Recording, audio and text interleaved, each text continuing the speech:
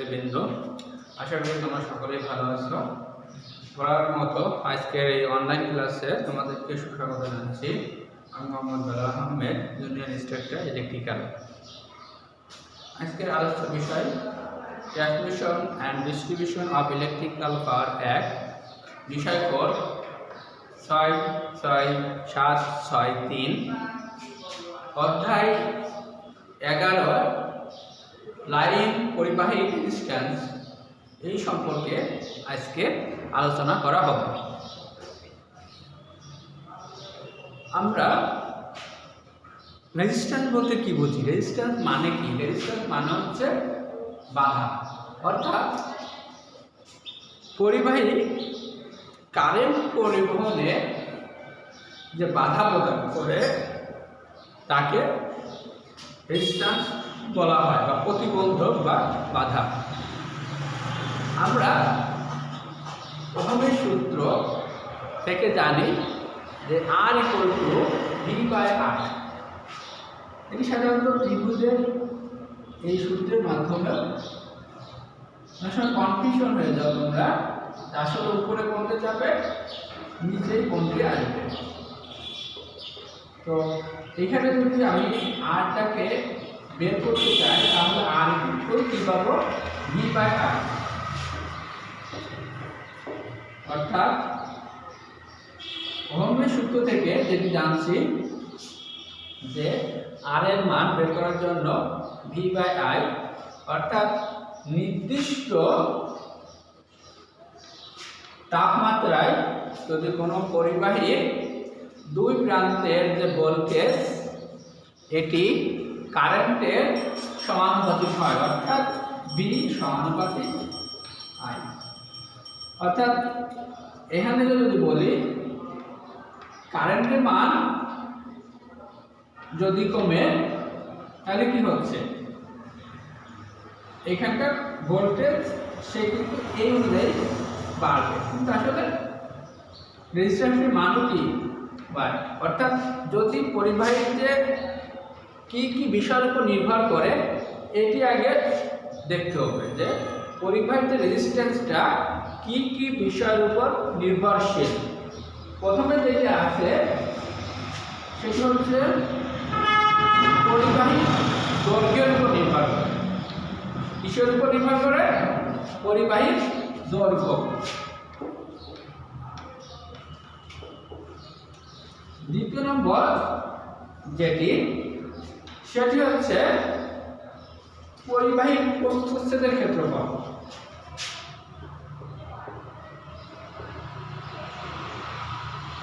প্রস্থচ্ছেদের ক্ষেত্রফল। পরিবাহীর উপাদান, এই প্রত্যেকটা হচ্ছে পরিবাহী রেজিস্ট্যান্স কিসের উপর নির্ভর করে এটা নিয়ে আলোচনা করছি। তো পরিবাহী উপাদানের উপর নির্ভর করে পরিবাহীর বিশুদ্ধতা, মানে সে পরিবাহীটা বিশুদ্ধতা, পরিবাহীর তাপমাত্রা,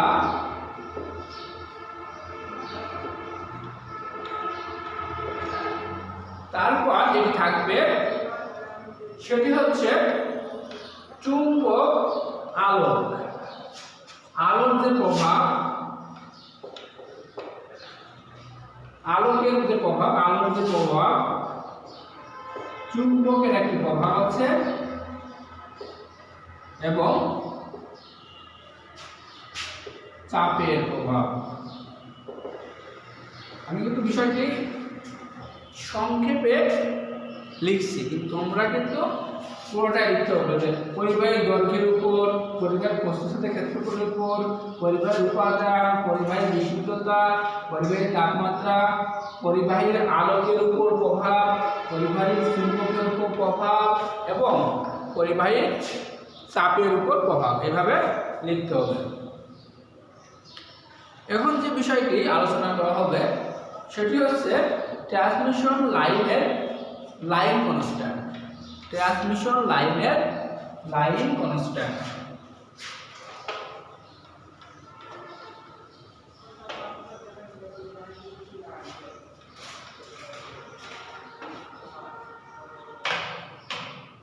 ট্রান্সমিশন লাইনের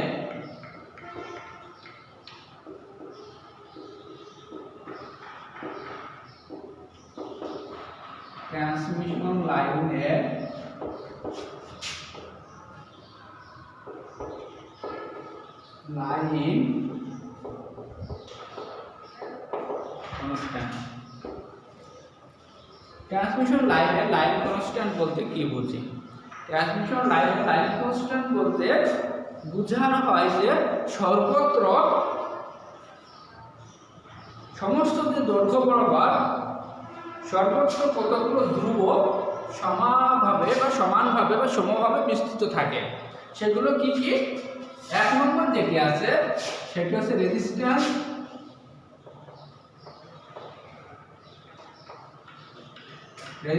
যাকে আর দ্বারা প্রকাশ করছি।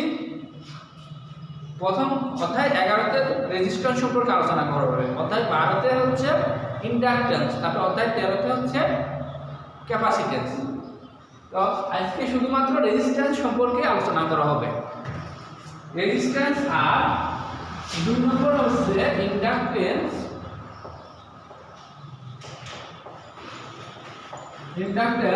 যাকে এল দ্বারা প্রকাশ করি,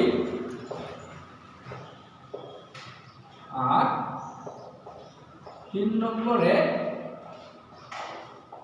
ক্যাপাসিট্যান্স, যাকে সি দ্বারা প্রকাশ করা হয়। রেজিস্ট্যান্স, ইন্ডাকট্যান্স এবং ক্যাপাসিট্যান্স।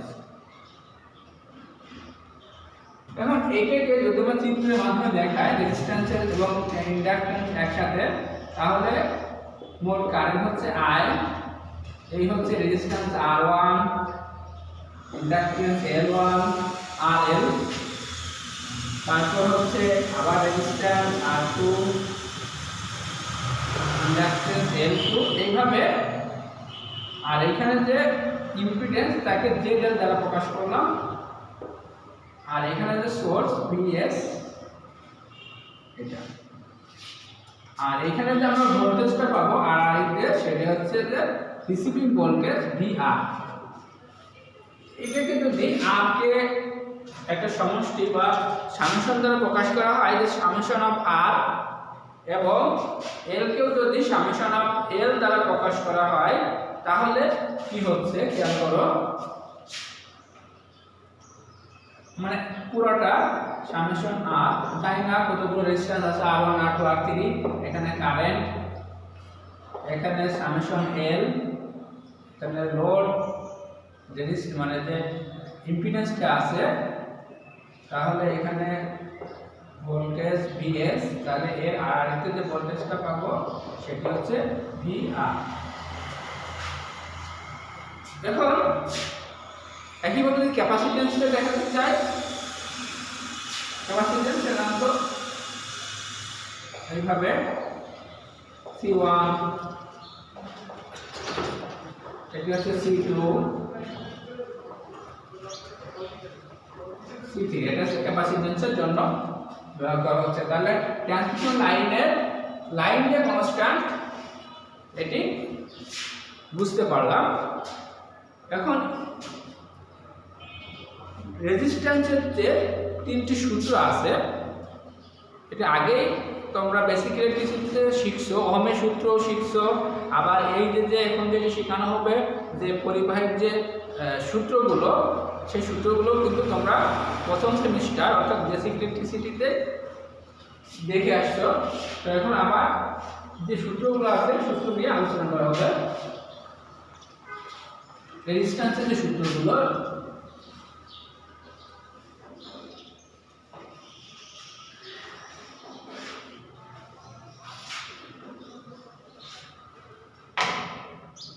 রেজিস্ট্যান্সের সূত্রাবলী।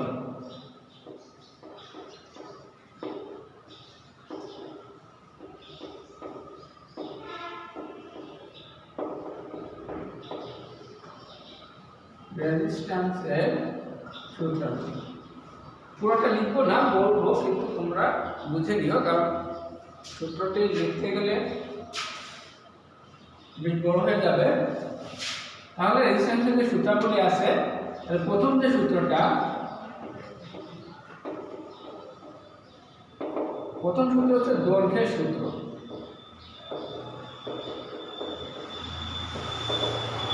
দৈর্ঘ্যের সূত্রে বলা হয়েছে যে নির্দিষ্ট, যদি প্রস্থচ্ছেদ নির্দিষ্ট থাকে, তাপমাত্রা নির্দিষ্ট থাকে, তাহলে যে দৈর্ঘ্যটা থাকবে রেজিস্ট্যান্সের সমানুপাতিক হবে। তাহলে R সমানুপাতিক L, সমীকরণ 1। দ্বিতীয় নম্বর যে সূত্র আছে সেটি হচ্ছে প্রস্থচ্ছেদের ক্ষেত্রফলের সূত্র।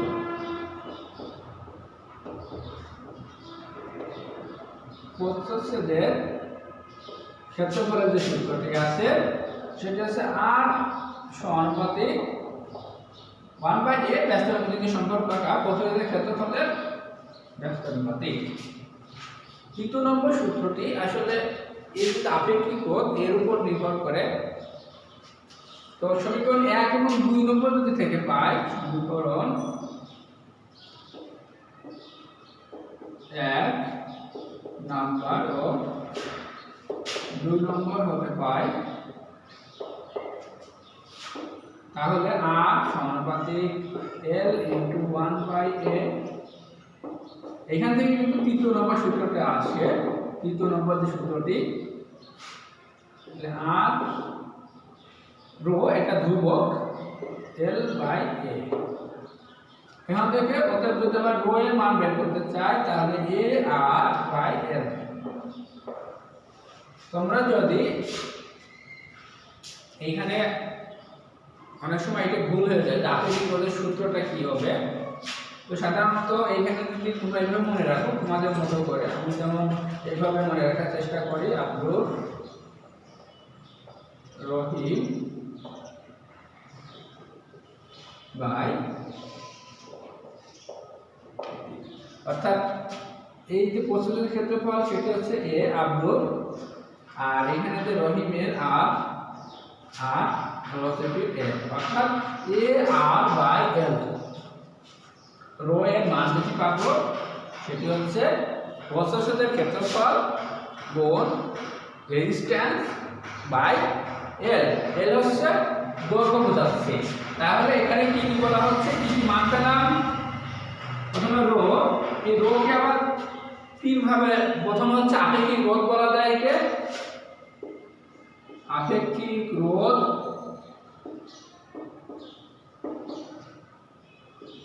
বা রেজিস্টিভিটি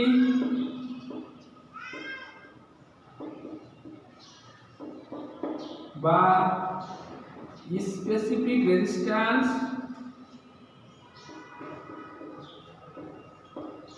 রেজিস্ট্যান্স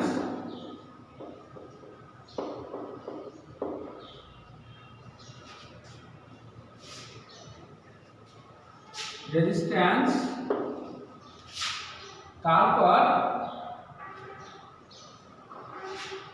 এই যে তিনটে নামে বোঝানো হয়। আর এই হচ্ছে প্রস্থচ্ছেদের ক্ষেত্রফল,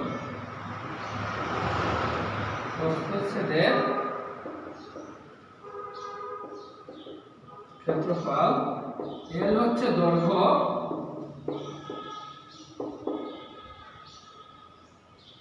এর একক কিন্তু ওহম মিটার, ক্ষেত্রফলের একক হচ্ছে মিটার স্কয়ার বা বর্গ মিটার, দৈর্ঘ্যের একক হচ্ছে মিটার,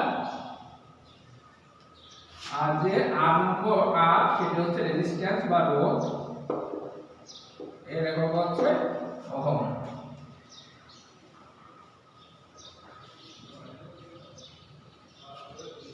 এখন আপেক্ষিক রোধের যে সংজ্ঞাটি, এই যে দৈর্ঘ্যের যে ব্যাপারটা, মানে যদি আমরা একটা পরিবাহী ভাবে চিন্তা করি,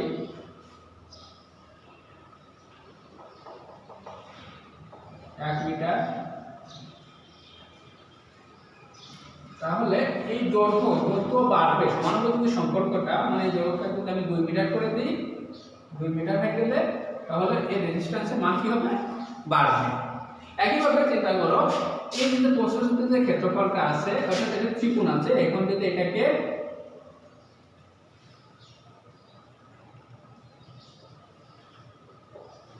একটু মোটা করে আঁকা হয় তাহলে বাড়লে ক্ষেত্রফল বাড়লে রেজিস্ট্যান্সের মান কমবে, অর্থাৎ বাধাটা সে কি হবে, কম হবে। আর যদি এই প্রশ্নের ক্ষেত্রফলটা কমে যায় তাহলে বাধা কিসে বেশি পাচ্ছে, তাহলে রেজিস্ট্যান্সের মান কি হবে, বেশি হবে, বাধা বেশি পাবে। এটি হচ্ছে রেজিস্ট্যান্সের সূত্র বলি।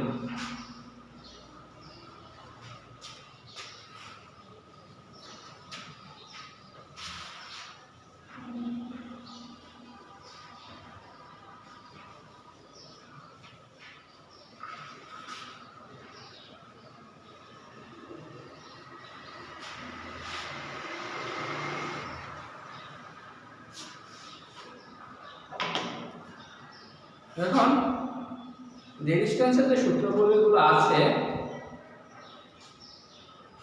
সেখান থেকে প্রথমে যে সূত্রটি আছে R equal to rho L by A, R equal to rho L by A।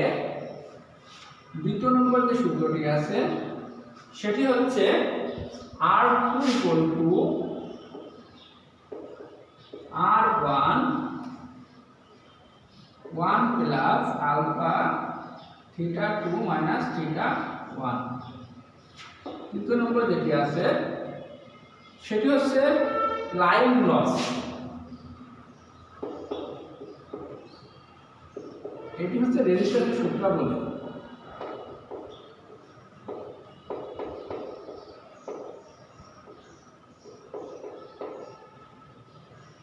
আর ওহমের সূত্র শুধুমাত্র ডিসির ক্ষেত্রে প্রযোজ্য।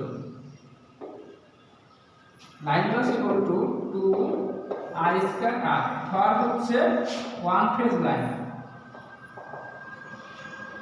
আরেকটি আছে 3 I square R for 3 phase line.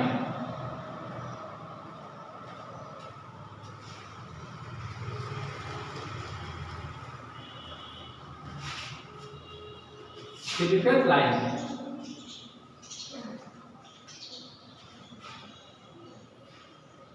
এখন R equal to এই যে রেজিস্ট্যান্সের মান rho L by A এবং R2 equal to R1 1 plus alpha theta 2 minus theta 1 এবং লাইন ক্লাসের ক্ষেত্রে 2 I square R for access লাইনের ক্ষেত্রে এবং 3 I স্কয়ার R এটি হচ্ছে 3 ফেজ লাইনের ক্ষেত্রে। এখন আপেক্ষিক রোধের সংজ্ঞাটি দেওয়া হবে, সেটা হচ্ছে একটা ঘনকের ক্ষেত্রে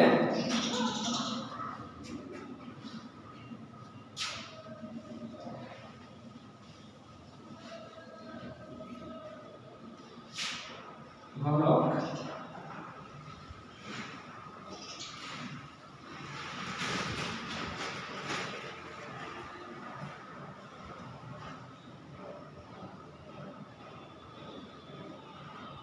এখানে যদি দৈর্ঘ্য 1 মিটার হয়,